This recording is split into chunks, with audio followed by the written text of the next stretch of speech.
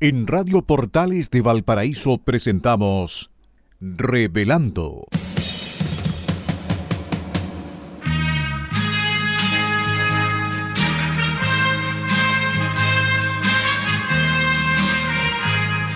Un programa donde se abordan temas de actualidad, contingencia y la agenda cultural de la zona. Entrevistas del ámbito nacional e internacional.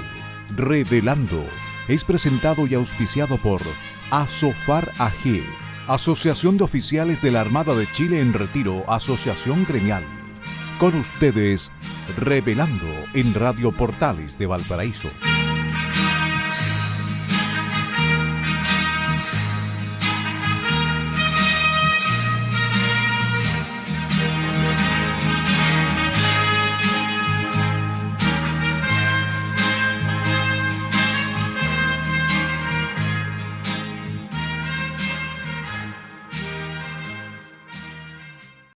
Muy buenas tardes, queridos amigos y auditores de Radio Portales de Valparaíso, la primera de Chile y puerto de fondeo de nuestro espacio radial.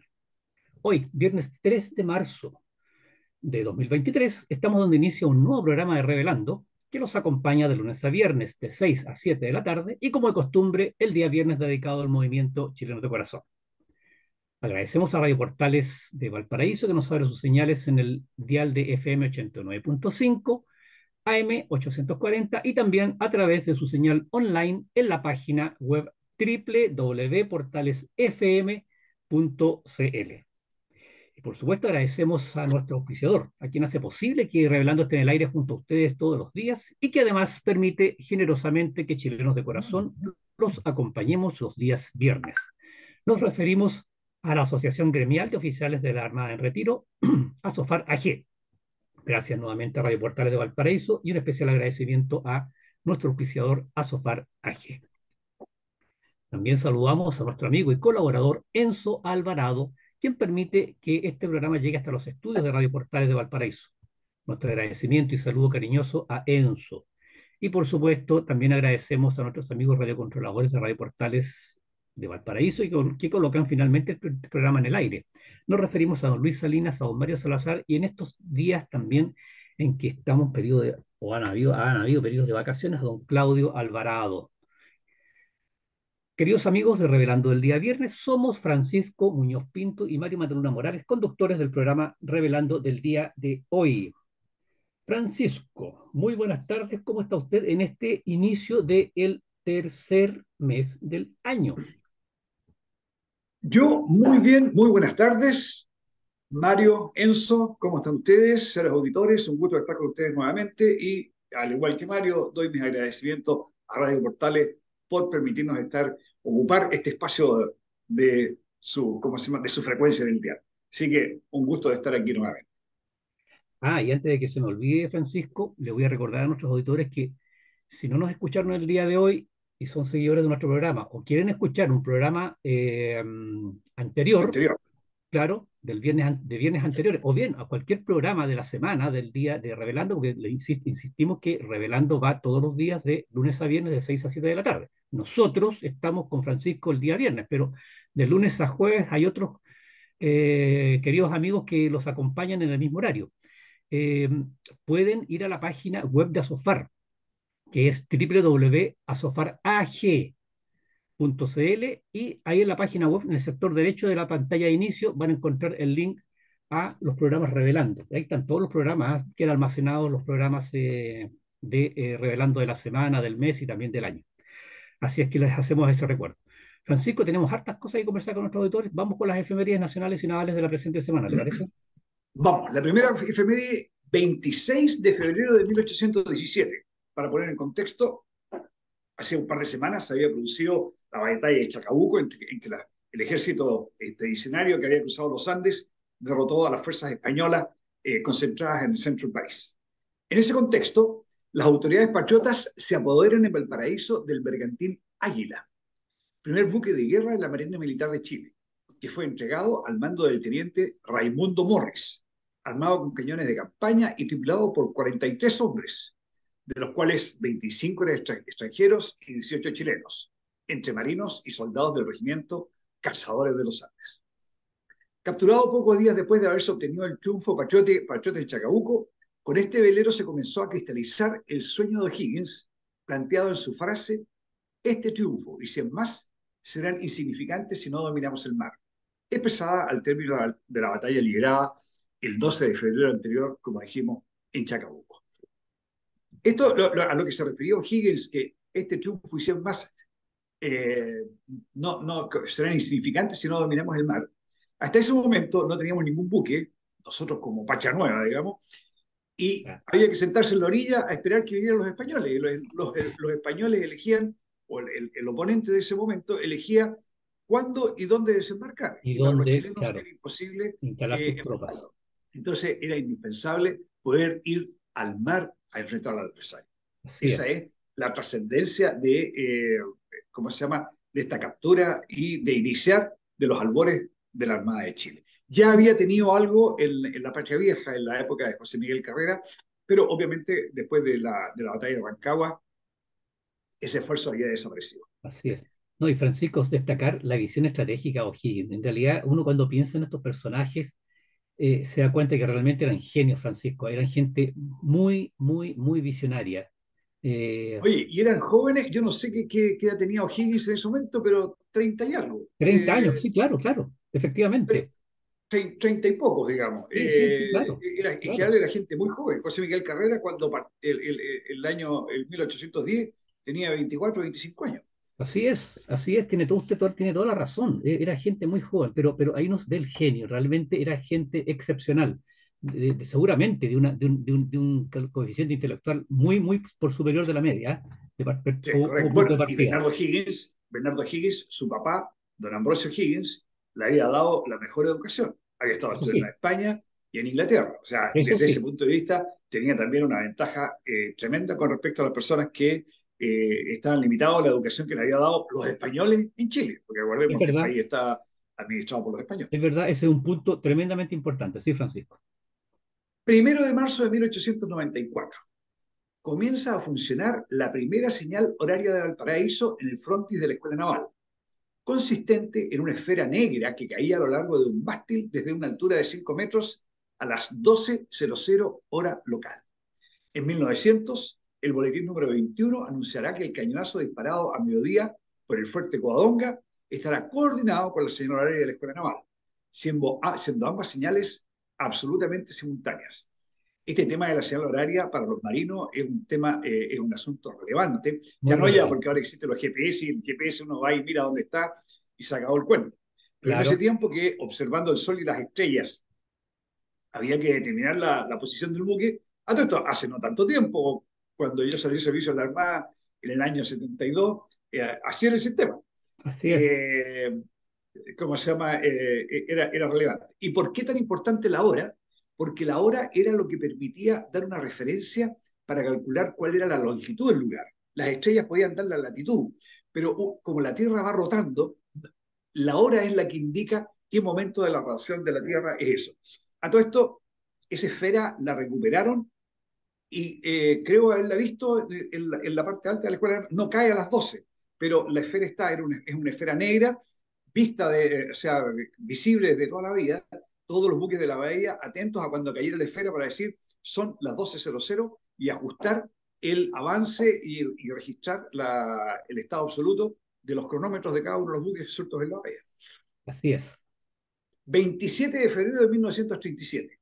Arriban al paraíso los restos del teniente coronel Eleuterio Ramírez, comandante del segundo de línea, muerto gloriosamente el 27 de noviembre de 1879 en la quebrada de Tarapacá, los que son trasladados a una cripta levantada en el regimiento de infantería Maipo, ubicado en la avenida Gran Bretaña de Playa Ancha. A la ceremonia, celebrada en la unidad militar, o sea, en el Maipo, asistió el presidente don Arturo Alessandri Palma. 28 de febrero de 1945. A las 11:05 horas, frente a las costas de Perú, se produce el incendio y posterior naufragio de la fragata buquescuela Lautaro. En el siniestro del velero pierde la vida el segundo comandante, más 5 oficiales y 13 agentes de mar. Los náufragos fueron avistados el 1 de marzo del año, perdón, el 1 de marzo de ese año, a las 9:30 horas, por un avión Catalina peruano. Y ese mismo día, a las 23 horas, fueron rescatados por el barco de pasajeros argentino Río Hachal, que acudió en auxilio al ser alertado por las autoridades peruanas. Nosotros siempre hemos tenido posiciones adversas con Perú y con Argentina y con Bolivia, pero a la hora de la tragedia vemos cómo un avión de la Fuerza Aérea o un avión militar peruano fue el que avistó a los náufragos y fue un buque de pasajeros argentino el que los rescató. No, y los náufragos, Francisco, fueron recibidos, por supuesto, el río Jachal se fue a Callao, y en Callao desembarcaron y fueron recibidos ahí en la base naval peruana y en la escuela naval peruana. Los náufragos fueron excelentemente bien atendidos hasta que el transporte, no me acuerdo ahora el nombre, fue hasta Perú a traerlos de regreso. Pero fueron, bueno, nosotros, Francisco, conocemos a personas, oficiales de la Armada que en retiro, por lo menos hay uno que yo conozco bien, que son Náufragos. sobrevivientes de ese naufragio y ellos cuentan, han contado, hemos escuchado la historia, digamos, de primera fuente de lo que fue ese naufragio y ellos mantienen en el recuerdo, ese muy, muy buen recuerdo y agradecimiento por el trato que les dieron los marinos peruanos allá en Callao, en Perú. Así es. 27 de febrero de 1952. Se crea la Universidad Técnica del Estado. Es escuela de Artes y Oficios, a su vez creada por el presidente Manuel Bulnes el 6 de julio de 1849, o sea, muy, muy temprano en nuestra historia de nuestro país, donde estudiaron algunos de los primeros ingenieros contratados por la Armada a mediados del siglo XIX.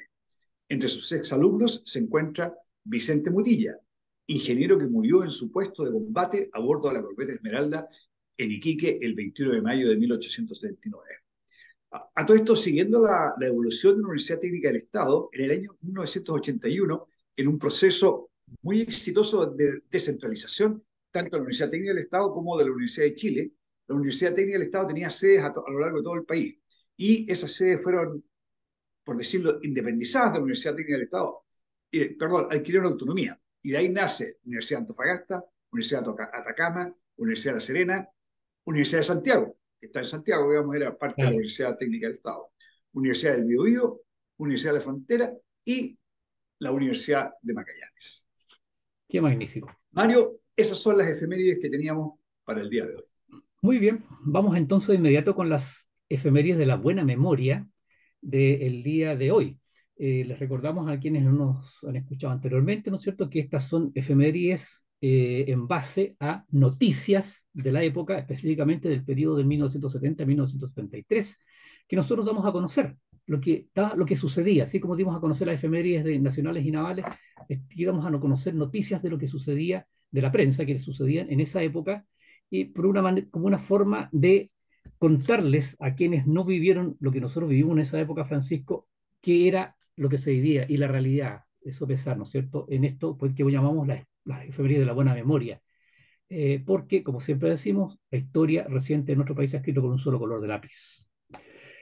Muy bien, el Mercurio de Santiago, el 24 de febrero de 1973, eh, publicaba: un comando, violencia, un comando mirista agredió a un grupo de pobladores que comprobaron un acaparamiento de 2.000 tambores de aceite en las bodegas estatizadas de la agencia Graham. O sea, los pobladores, la gente que estaba, lo hemos comentado en muchas de estas últimas efemérides, estaba sufriendo una escasez tremenda de alimentos particularmente y de seres básicos, ¿no es cierto? Descubrió este acaparamiento en una empresa estatizada y un grupo, un comando mirista, ¿no es cierto? Entonces, que seguramente defendía a la empresa, los atacó. En otra noticia, el mismo Mercurio de Santiago de ese día dice: empleados fiscales rechazan el proyecto de reajuste por considerarlo un engaño a quienes viven de un salario. Y recordemos muy cortito, ¿no es cierto?, que en 1972 hubo una inflación de más del 163%.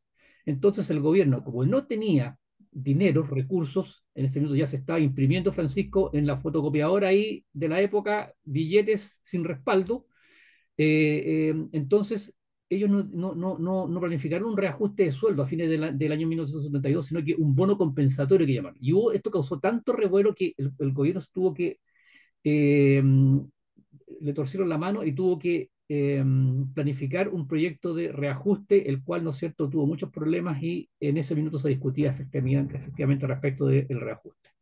Oye, a la única máquina que no le fallaron los repuestos, en ese porque hemos comentado y ahora va a salir algo también de máquinas que estaban paradas por Sí, falta de repuestos, a sí, la única máquina que no le fallaron los repuestos fue la máquina para hacer billete.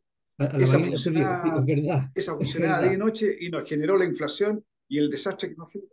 así es. Y efectivamente, a raíz de lo que usted dice, el Mercurio de Valparaíso, el 25 de febrero de 1973, publicaba, de calamidad pública califican problema del aseo. Solo 8 camiones en servicio en Viña del Mar. Como calamidad pública ha sido calificado el problema de falta de medios motorizados que afecta en el presente al Departamento de Aseo de la Municipalidad de Viña del Mar, por los regidores Sergio Orellana y Rodrigo Celis, al constatar que la ciudad está siendo atendida solo por 8 camiones recolectores de basura, en circunstancias que la dotación imprescindible es de 36 camiones. El problema tiene diferentes factores de origen, entre otros la falta de repuesto de todo tipo. A modo de ejemplo, un camión está parado por 2 meses porque no hay carburo para que funcione el equipo soldador, debido a que el camión necesita un trabajo de soldadura. Por otra parte, hay otro camión que está 3 meses parado por falta de un piñón.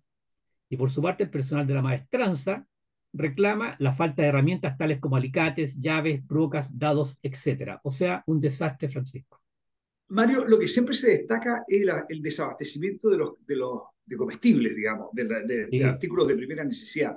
Pero la verdad es que el desabastecimiento fue pero muchísimo más allá. Aquí vemos el tema de generalizado. los camiones de la basura. En la semana pasada hablábamos de los buques pesqueros parados en San Antonio Claro, por falta de repuesto. Pero uno de los factores que yo recuerdo de esa época que fue más dramático fue la falta de medicamentos. La gente simplemente se es moría, verdad. ¿no? Como se llama, bueno, se había deteriorado la salud y así lo había en Chile, entonces no había, nadie registró, oye, esta persona, si acaso hubieran estado en Chile los medicamentos que faltaban, esa persona se podría haber sanado. Pero el tema de la falta de medicamentos, que nunca se comenta, fue una cosa dramática. Y lo otro, el tema de información. Chile estaba, se tomó una foto del año 70 y a Chile no llegó más documentación, no llegaron novedades, no llegaron revistas técnicas, no llegaron revistas médicas, no llegaron revistas de técnicas de dentística, no, no había absolutamente nada porque el criterio económico impedía, o sea, pretendía que todo lo hiciéramos nosotros. Es cierto, Francisco. Eso es muy real. A ver, sigamos avanzando. El Mercurio de Valparaíso también, el 27 de febrero de 1963, titulada en la primera página, expresó Prats, disminuye la posibilidad de enfrentamiento. El ministro del Interior y comandante en jefe del Ejército, general de división, Carlos Prats, declaró en el programa de Canal 13, A esta hora se improvisa. ¿Se acuerda de ese programa, Francisco? A esta hora se improvisa. Sí. Que desde octubre hasta este momento han disminuido gradualmente las posibilidades de un enfrentamiento civil en Chile. El jefe de gabinete calificó también en el citado programa como muy acertada la decisión del presidente de la República, Salvador Allende, de incorporar militares a su gabinete. Y agregó, comillas, creo yo, muy sinceramente, y así lo pensó todo el alto mando de las Fuerzas Armadas, la única decisión política que quedaba en ese momento ante la posibilidad de un enfrentamiento inminente. Cierre de Mario, comillas. quiero destacar este tema, Mario.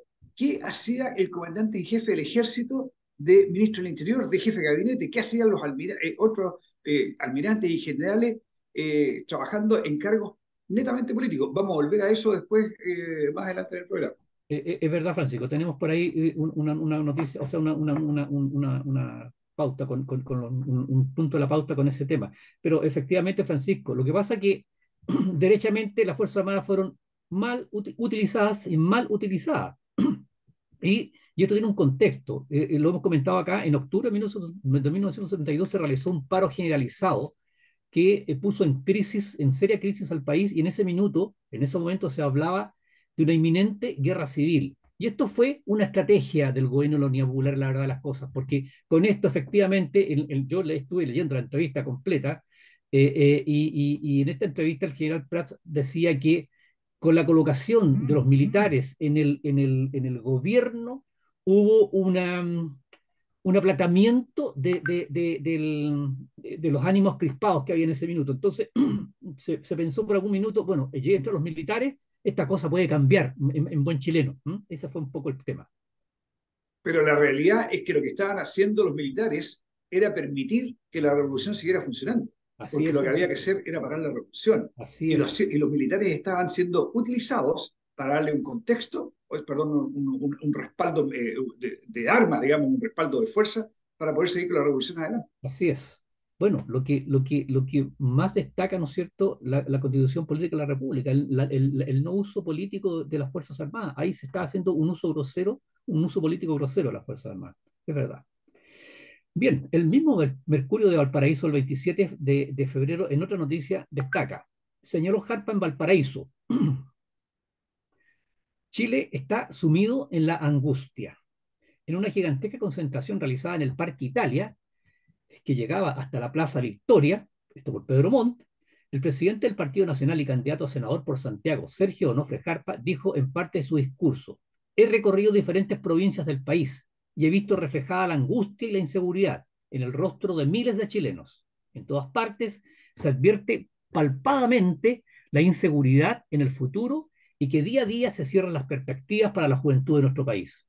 ¿Se acuerda, Francisco, que la semana pasada o antepasada destacamos justamente un discurso? Porque aquí estamos, para que nuestros auditores en el contexto, estamos en la pre-campaña o en la campaña electoral parlamentaria de marzo. No estamos en una pre, estamos en la campaña. Entonces, los personajes políticos destacados hacían distintas concentraciones. En esa época se hablaba de las concentraciones, Francisco, ¿se acuerda? Concentraciones, no manifestaciones. Las concentraciones. Claro, y se medía la fuerza de cada candidato por la cantidad de gente que, ¿cómo se llama?, Así es. que iba a la concentración. Me acuerdo en esa época que Tomic llevó solamente 500.000, está perdido. Alessandri, 700.000. Allende, un número parecido. Y todos trataban de abultar sus cifras, otros las bajaban, o sea, la Es verdad. oposición se las bajaba, llenaban la Alameda, etc. Era la fórmula de las grandes Sí, concentraciones. las grandes Abusaban de concentraciones. acarreos, ponían micros para traer gente de todos lados, etc. Bueno, y nosotros destacábamos que en una concentración que se hizo en Talca, si no me equivoco, Francisco, Eduardo Frei destacó lo mismo, digamos, la angustia y la crisis en que estaba sumido el país. Bueno, el Mercurio de Valparaíso del 28 de febrero de 1973 destaca la siguiente noticia en primera página. Para el domingo, y aquí estamos muy, muy, muy, muy cercanos a las elecciones del 4 de marzo de 1973, Partido Socialista rechaza medidas del gobierno. Santiago, por oposición del Partido Socialista, con la que solidarizó posteriormente el MAPU, fracasó un acuerdo de los partidos políticos que propuso el ministro del Interior, general Carlos Prats, para no llevar a efecto concentraciones, desfiles o reuniones con posterioridad a la elección del próximo domingo. Se esperaba que con este acuerdo eliminar la posibilidad de enfrentamiento entre fuerzas políticas antagónicas y otros desórdenes. Claro, el ministro Carlos Prats, con muy buena intención, quería evitar posibles focos de violencia. ¿Y quién se opuso? Obviamente que el Partido Comunista, o sea, el Partido Socialista. Nos está quedando poco tiempo. Mercurio de Valparaíso del 28 de febrero de 1973 destaca: el teniente pierde 40 millones de dólares. Santiago, el diputado demócrata cristiano por O'Higgins, José Monares, informó esta mañana que el mineral de cobre El Teniente registra una pérdida de 40.283.000 dólares en el balance oficial correspondiente a 1972. El año pasado, o sea, el 71, el mismo mineral perdió 18.300.000 dólares. Durante el último año de la administración del gobierno de Frey, el teniente arrojó una utilidad de 118 millones de dólares. A juicio del parlamentario, todas las cifras anteriores son indesmentibles y oficiales y se deben al resultado del cuoteo político de la Unidad Popular, que ha colocado en puestos claves a militantes de sus partidos y no a técnicos. También incluyó en tan enorme pérdida la contratación de alrededor de 4.000 personas durante los 2 últimos años, lo que ha provocado un aumento considerable en los costos de producción. Francisco. Oye, y a eso, Mario, hay que sumarle que el Estado de Chile posteriormente, en cumplimiento a tratados de comercio internacionales, y que si no lo hacía le negaban créditos, le negaban recursos, etcétera, pagó peso a peso, indemnizó peso a peso a las empresas internacionales a las cuales se les había, ¿cómo se llama?, confiscado su propiedad Así es. minera. Bueno, de hecho, esta misma noticia no alcanzamos a tratarlo acá, y destaca que la Kennecott, una de las empresas justamente demandantes en el exterior, había abierto 3 juicios más. Pero bueno, a ver si alcanzamos a dar cortitos dos últimas noticias. El 28 de febrero de 1973, el Mercurio de Santiago destaca, violento incidente. 10 carabineros resultaron heridos luego que un grupo de milistas atacó el cuartel de Yanquihue. Recordemos, Francisco, que en esa época también, al igual como se ha hecho, desgraciadamente, los gobiernos, no solamente este gobierno, sino que los gobiernos, principalmente de Michelle Bachelet hacia adelante, tenían muy limitado y muy atado de modos a carabineros. Y por supuesto, esto era olido en buen chileno por los violentistas y los extremistas, ¿no es cierto?, que no tenían el respeto hacia carabineros y en este caso atacaron un Cuartel. cuartel en Yanquihue. Además, el Mercurio de Santiago destacaba largas colas. El desabastecimiento está angustiando a los consumidores a tal punto que ayer hubo violentas peleas entre dueñas de casas que esperaban poder adquirir alimentos. Eso lo veíamos todos los días, Francisco, tristemente. Y por último, el 2 de marzo de 1973, el Mercurio de Santiago destacaba. Los vecinos en Villa Maipú, los vecinos enviaron una nota al general Bachelet, secretario general de distribución, rechazando la canasta familiar. Eso, Francisco, estamos en la hora de término del primer bloque, así es que tenemos que irnos a la pausa musical. Vamos a la pausa. Muy bien, queridos amigos, estamos de regreso para iniciar el segundo bloque de su programa Revelando. Agradecemos a la Asociación Gremial de Oficiales de la Armada en Retiro, ASOFARAG, nuestro auspiciador. Y por supuesto, agradecemos a Radio Portales de Valparaíso que nos permite estar en sus hogares, en sus casas, en su lugar de trabajo. Bueno, en este tiempo ya es difícil que alguien esté de vacaciones, pero puede que alguien esté, digamos, en su lugar de vacaciones también. Donde esté, ahí está Radio Portales de Valparaíso a través de su señal eh, de FM, AM y además también a través de www.portalesfm.cl. Como siempre hacemos, lo hacemos al iniciar el segundo bloque. Les recordamos que Chilenos de Corazón está presente en la página web www.chilenosdecorazon.com. Ahí están los links a nuestras redes sociales. También nos pueden escribir al correo electrónico chilenosdecorazon2020@gmail.com. Y como comentábamos al inicio del programa, si usted quiere escuchar nuevamente nuestro programa o se perdió el programa el día viernes o cualquier programa revelando en la semana, vaya a la página web de Asofar, www.asofarag, de Asociación Gremial, www.asofarag.cl, y ahí la página principal, en el sector derecho ahí de la página de inicio, va a encontrar el link al programa Revelando. Y ahí están subidos todos los programas de la semana y programas también anteriores, históricos. Muy bien, Francisco, entonces vamos. Perdón, y por último, recordarle a nuestros amigos que somos Francisco Muñoz Pinto y Mario Maturana Morales, conductores del programa del día de hoy. Y ahora nos vamos con la pauta que tenemos preparada para nuestros amigos auditores, Francisco. Y el primer punto que siempre ya lo hemos hecho tradicional en nuestra pauta ¿es este el país que queremos? Y la bajada del título es ¿hasta cuándo vamos a tener que soportar la violencia de un sector estudiantil extremista? ¿Por qué decimos esto, queridos amigos? Porque eh, esta semana, a comienzo de semana, en una transmisión en vivo que realizó la Coordinadora Secundaria Revolucionaria, que efectuó a través de la cuenta de Facebook de Radio Plaza Dignidad, esta coordinadora informó que buscarán descentralizar las protestas e ir agrandando su núcleo de acción, lo que incluye sumar a establecimientos de la periferia, estamos hablando de Santiago, pero también a establecimientos de regiones.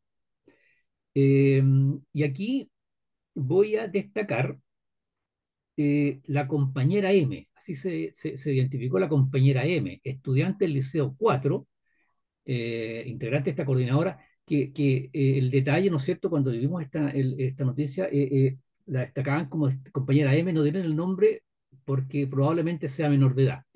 Llamó a salir a la calle. Dice, vemos, dijo esta niña, que la lucha callejera, la politización y la educación son dos patitas que van muy bien de la mano. Ojo con lo que dijo la compañera M, ¿eh? Vemos que la lucha callejera, la politización y la educación son dos patitas que van muy bien de la mano. Y Francisco, en esto de que si este es el país que queremos, estos estudiantes revolucionarios, como se hacen de ellos llamar, han destruido los colegios emblemáticos, Francisco. Lo destacamos en semanas anteriores como en el CIMSE, ya los colegios, perdón, en el resultado de la prueba de estudio académico, los colegios emblemáticos ya ni siquiera están rankeados dentro de los 20 primeros.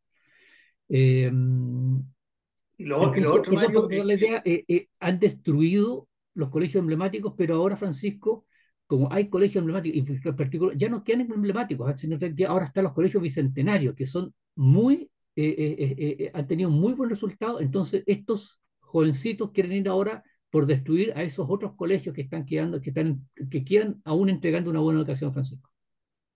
sí, oye, y hay hechos bien concretos, digamos, respecto del éxito anárquico que ellos han tenido, es que los padres, que por supuesto son los más interesados y los que toman las mejores decisiones respecto de la educación de sus hijos, los padres y no el Estado, los padres han decidido no matricular en estos colegios emblemáticos. Y de hecho a estos colegios, al Instituto Nacional, Barros Aranas, etcétera, les sobran cupos, no llenan, no llenan las vacantes que tienen. Sí, Eso es un hecho bien concreto. Oye, lo otro que quería comentar es que, porque uno dice, bueno, ¿y qué es lo que quieren esta gente? Creo que a lo mejor porque podría ser que tienen efectivamente. principios, ¿cómo se llama?, súper buenos. Pero una de las cosas que me llama la atención es que esto es de marzo a diciembre. En enero y febrero no hay objetivos, no hay metas. Entonces me queda claro de que ellos lo único que quieren es que no funcione el colegio. Pero ellos no tienen un fin, ellos no tienen una propuesta. Si tuvieran una propuesta, la propuesta estarían trabajando por esa propuesta de enero a diciembre. Pero curiosamente ellos parten funcionando cuando parte la clase. Yo creo que, en mi opinión, ¿cómo se llama? Lo único que hay es un concepto anárquico. Y es un concepto anárquico de los alumnos que están, ¿cómo se llama?, que están involucrados en esto, de los padres, porque desgraciadamente también hay apoderados que lo están auspiciando, y de los profesores que de dentro de los mismos colegios los están, ¿cómo se llama?, incitando a todo aquello. Yo me Sí, acuerdo, Francisco. siempre me recuerdo en el primer gobierno de Piñera, cuando Mañalich era el ministro de Educación, y acusó a dos profesores de instar a dos alumnos a permanecer en una huelga de hambre a pesar del daño que le estaban haciendo a la salud de esos alumnos. Bueno, obviamente que esa huelga de hambre se acabó ese día, pero habían profesores que montaban turnos para acompañar a estos alumnos para que estos alumnos Sí, no sí, levantaran la huelga de hambre. en estas pseudos, claro, huelgas de hambre. Francisco, ¿sabes lo que pasa? Que yo además aquí veo claramente detrás la mano negra del Partido Comunista y su descendencia. Yo siempre digo que el Frente Amplio es la descendencia del Partido Comunista. Si uno ve, son una fotocopia uno de otros. Lo que pasa es que de pronto, igual que en la familia, Francisco, de repente los hijos son un poquito rebeldes, se rebelan con el papá, no siempre le hacen caso, qué sé yo, pero no quitan, no siguen siendo hijos. O sea, yo aquí veo detrás la mano negra del Partido Comunista y de sus hijos, de sus descendientes, que son porque, entre paréntesis, para que nuestros amigos, nuestros auditores que son más jóvenes, ¿se acuerda, Francisco, que en nuestra época, estamos hablando del año 70, el gobierno de la UP, bueno, de los 60 para adelante, existían las juventudes comunistas, ¿se acuerda? Y tenían un Claro, tremendo poder, era una organización potente. Bueno, no existe, ¿dónde están las juventudes comunistas? Y no existen las, no pues, si las juventudes comunistas ahora son el Frente Amplio, esas son las claro, en juventudes ese tiempo comunistas. era la brigada Ramona Parra por el Sí, Partido claro. O Comunista y sea, el Almo Catalán por el Partido ¿cómo se llama? Socialista. De las juventudes comunistas se derivaron todos estos grupos, digamos, tal como usted dice, la brigada Ramón Amara, que esa era la experta, ¿no es cierto?, en hacer rayados de calles, de muros. Bueno, pero no existen las juventudes comunistas. Y entonces yo veo aquí la mano del Partido Comunista del Frente Amplio. Francisco, ellos lo que quieren, lo hemos dicho y usted también lo ha mencionado muy claramente, ellos, el marxismo, el comunismo, el socialismo, se alimenta del caos, de la violencia, y ellos están permanentemente, y de la crisis, ellos están permanentemente, no pueden existir si no existe una crisis en un país en calma, en un país en orden, en un país eh, eh, estable, no tiene ninguna cabida estas ideas del comunismo y el socialismo. Entonces, ellos necesitan del caos, necesitan de la violencia, necesitan de la crisis. Y Claro. esto es eso, Y ellos no Francisco. proponen nada. Ellos No, no, no, simplemente lo que no, proponen es destruir lo que hay. No me no, gusta, o no. sea, Pero siempre si se van a oponer. lo dice la No pongo lo que compañera hay M, y lo destruyo. Francisco. Lo Y dice que la alguien compañera haga M. cambio. Dice que vemos que, repito, comillas, ¿ah? Vemos que la lucha callejera, la politización y la educación son dos patitas, o no sé a qué se refiere con dos patitas, pues no sé, está mal, lo dijo mal, pero yo veo tres patitas aquí. Eh, son patitas, dice que van muy bien de la mano. Entonces, tal como usted dice, no proponen nada más que anarquía. Pero anarquía significa desorden, crisis, convulsión. Y de eso vive el comunismo y el socialismo. Claro. Oye, y el otro problema que hay es que nuestras actuales autoridades, lo que tú estás diciendo, ¿cierto? El Partido Comunista y el Frente Amplio, pero pensemos en la gente del Frente Amplio, que son los jóvenes, lo que tú decías era que la juventud es comunista, Claro, hace 10 años atrás eran los que estaban desde las universidades instigando estos movimientos estudiantiles secundarios. Y posteriormente ellos hicieron escuelas en las universidades, les fue muy bien desde el punto de vista de aparecer ante la sociedad y muchos de ellos terminaron electos diputados. Y esos diputados son los que se opusieron a las leyes, a las leyes para evitar los encapuchados, a las leyes para proteger a los carabineros y evitar ¿cómo se llama?, las bombas Molotov. En fin, todo lo que trató de hacer el Congreso y el Poder Ejecutivo de ese momento, todo lo que trataron de hacer para tener herramientas para oponerse a esta situación, fueron estas mismas personas que hoy son nuestros gobernantes los que se opusieron a todo aquello. ¿Eh? es Francisco. Ahora, Así yo es. creo que como solución de esto, la única solución que se me ocurre es un compromiso de las personas que sí quieren que en los colegios se enseñe, los profesores que quieren que se enseñe, los apoderados que quieren que se enseñe, los alumnos que quieren aprender, el personal para docente de los colegios que les gustaría que los colegios, que se sentían orgullosos de sus colegios y que les gustaría que estos colegios funcionaran.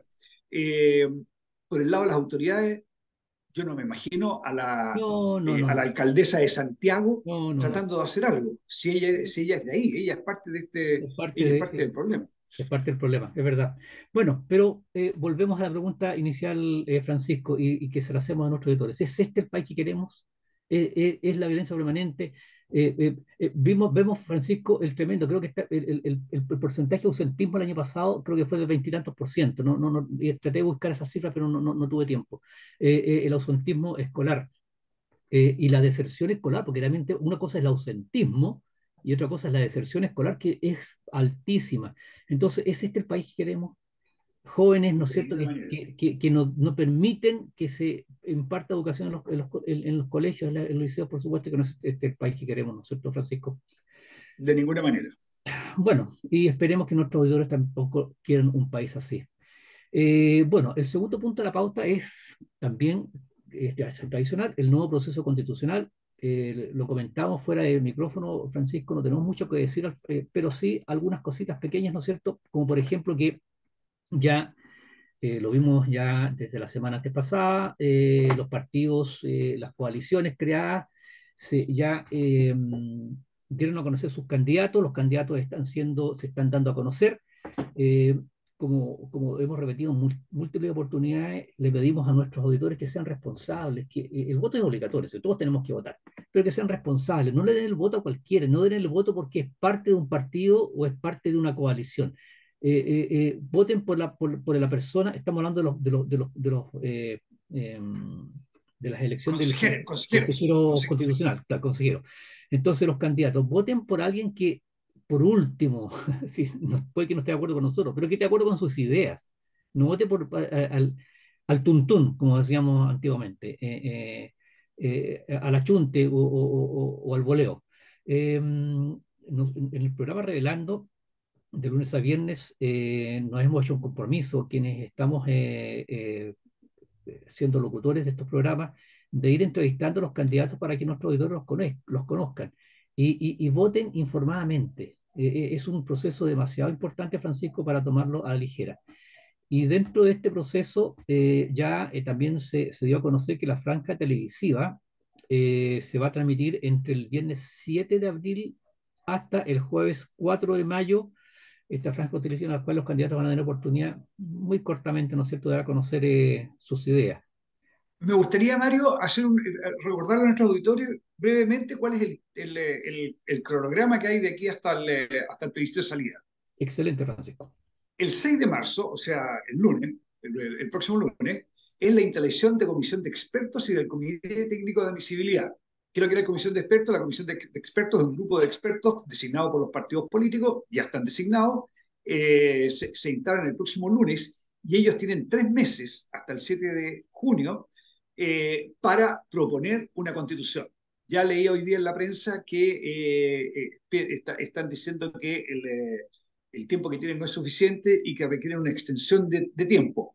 No sé qué va a pasar, no sé realmente qué pasaría con esa extensión de tiempo, porque hay una voluntad relativamente incomprensible por parte de los organizadores de todo esto, de que esto del 17 de diciembre tiene que estar completamente zanjado. Pero bueno, el 6 de marzo se constituye esta comisión de expertos y se van a trabajar, y el Comité Técnico de Admisibilidad, que es un comité que va a vigilar de que el proceso se haga de acuerdo dentro de los límites, dentro del entorno que se estableció cuando se llegó a este acuerdo.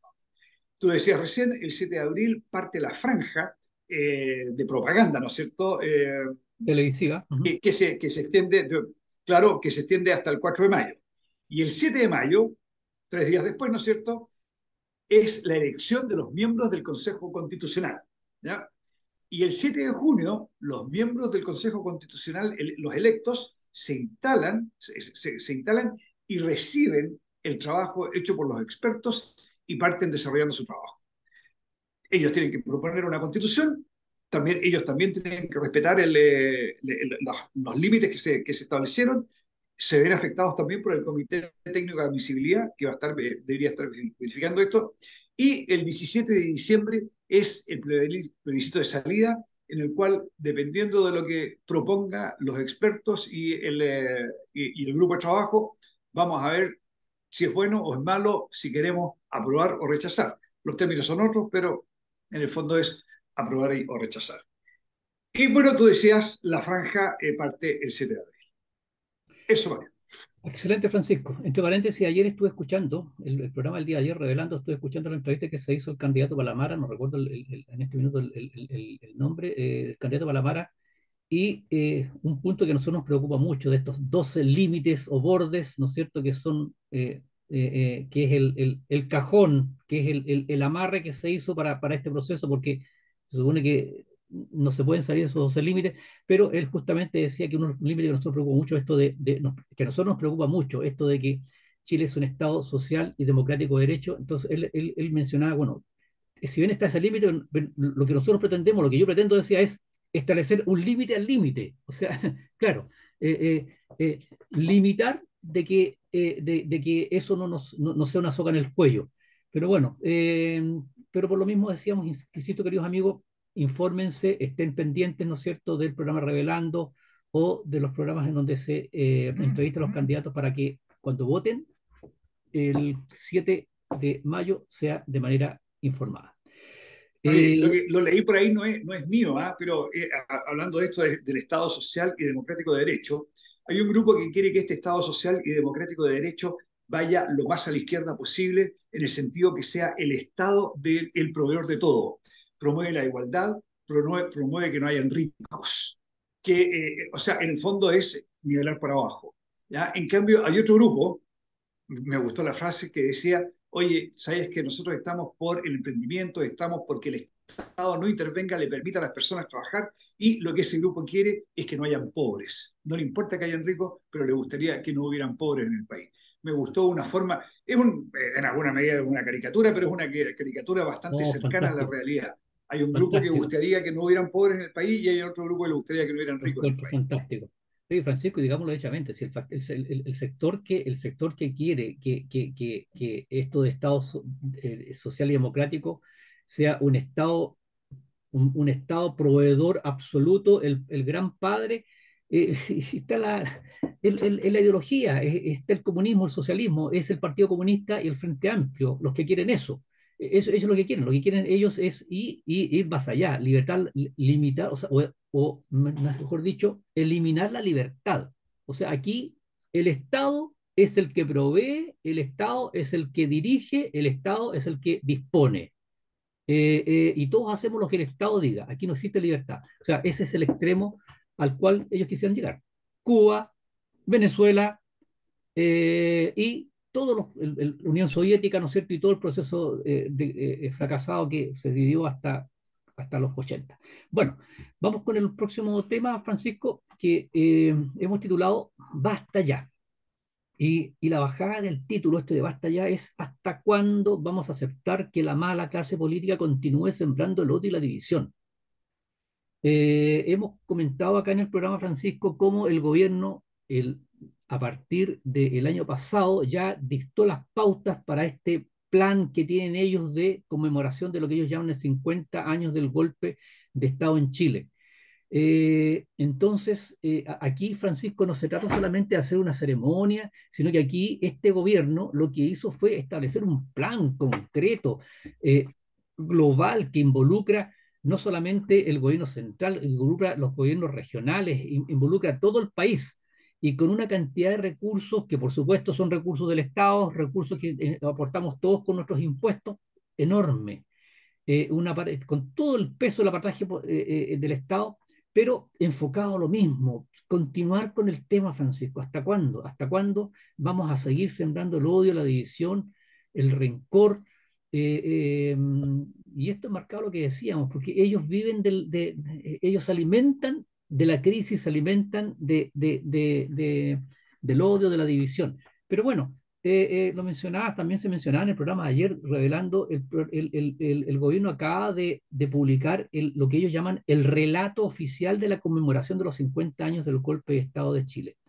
Y que ya se comentó ayer, no vamos a hablar mucho de este tema, pero solamente vamos a destacar, yo quiero leer, Francisco, para darle la palabra, el primer párrafo de este relato, de este documento que se emitió. Dice, comillas, se cumplen 50 años desde el golpe de Estado, un suceso dramático que marcó la vida de las chilenas y chilenos, que se irguió en un hito histórico para el mundo. La ruptura violenta de nuestra tradición democrática trajo consigo una ola de crímenes y crueldades. Siguen existiendo deudas en materia de verdad, justicia, reparación y garantías de no repetición. Entonces, Francisco, este relato, esta conmemoración, ellos hablan de hacer, ¿cuánto se llama? ¿Cómo es que llaman ellos? Ay, de hacer reflexión. Pero volvemos al mismo tema, Francisco, la reflexión y contar una sola cara a la moneda, pues si volvemos con el mismo tipo. Porque Y el otro, perdón, Mario, y el otro problema es el relato oficial, o sea, hay la claro, verdad sí, sí, oficial. sí. Esto lo quiero relacionar con los intentos que ha tenido este gobierno por controlar la prensa y controlar lo que dice. En el fondo, y que ya de alguna manera existe. Recordemos que en la Convención Constitucional había una ley mordaza, había temas de los cuales no se podía hablar y hubo convencionales que fueron sancionados por no respetar esto, ¿ya?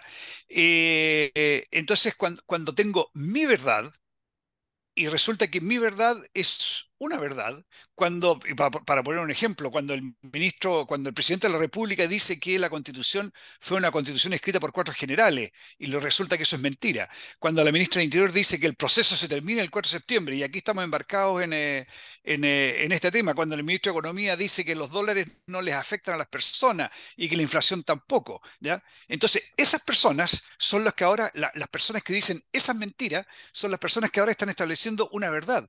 ¿Y cuál es esa verdad? ¿Será otra mentira más? Yo creo que sí.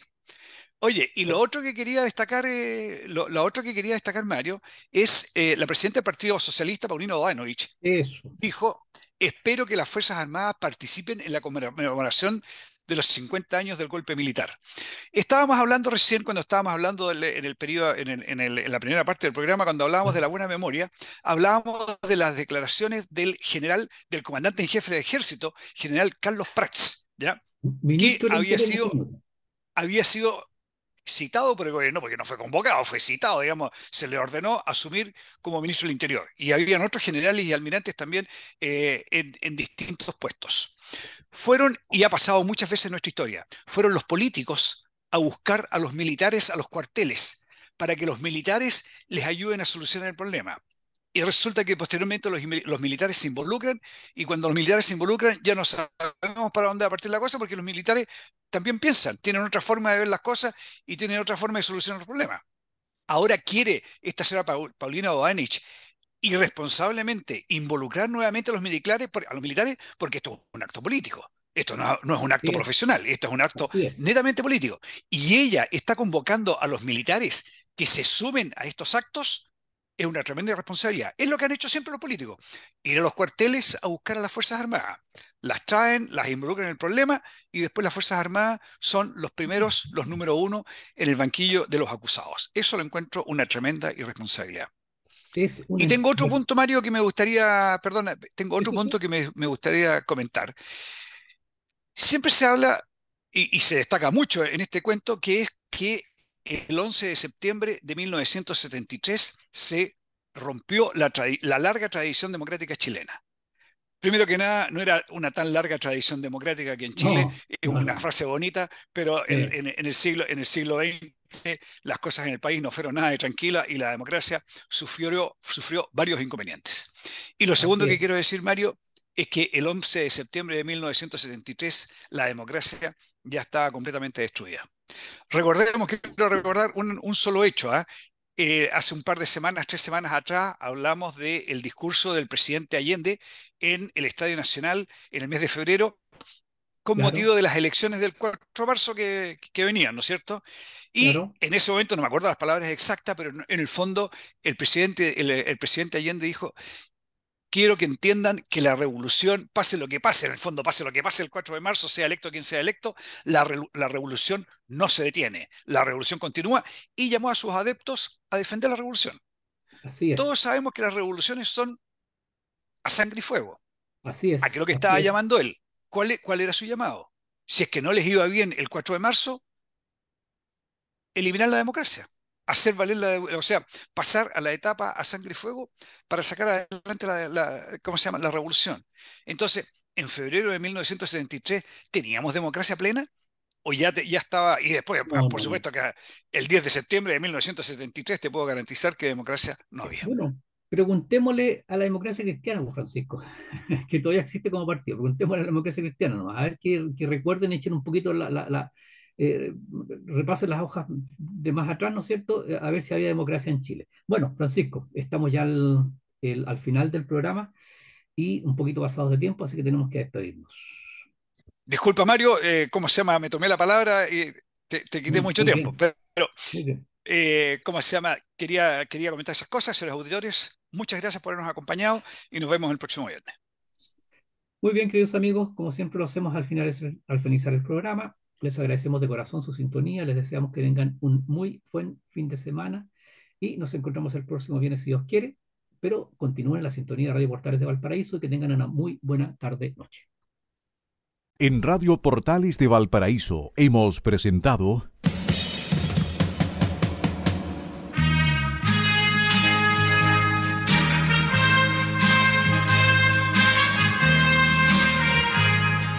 Revelando, un programa donde se abordan temas de actualidad, contingencia, entrevistas del ámbito nacional e internacional. Revelando es presentado y auspiciado por Asofar AG, Asociación de Oficiales de la Armada de Chile en Retiro, Asociación Gremial. Sintonícenos en un próximo programa. Buenas tardes.